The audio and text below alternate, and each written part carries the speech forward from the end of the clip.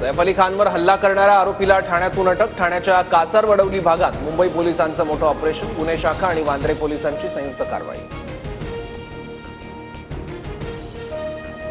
हल्लेखोराच्या अटकेसाठी 200 पोलिसांच्या पथकानं सापळा रचला। रात्री 3 वाजता ठाण्याच्या जंगलात अटकेचा थरार। अंगावर झाडाची पानं आणि गवत पांघरून आरोपी लपला होता।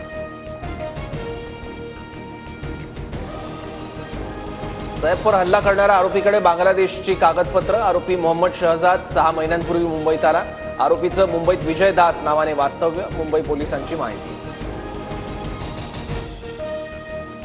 सैफवर हल्ला करणारा आरोपी बांगलादेशला पळण्याच्या तयारीत होता। हल्ला प्रकरणानंतर आरोपी मोहम्मद शहजाद घाबरल्याची माहिती।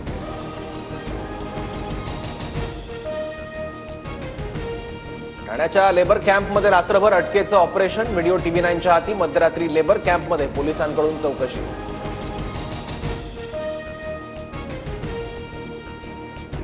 चेंबूरमध्ये आरोपी मोहम्मद शहजादची पोलिसांकडून चौकशी। चेंबूरमधील चौकशीनंतर आरोपीला खार पोलीस ठाण्यात आणलं। खार पोलीस ठाण्यात आरोपीची चौकशी सुरू।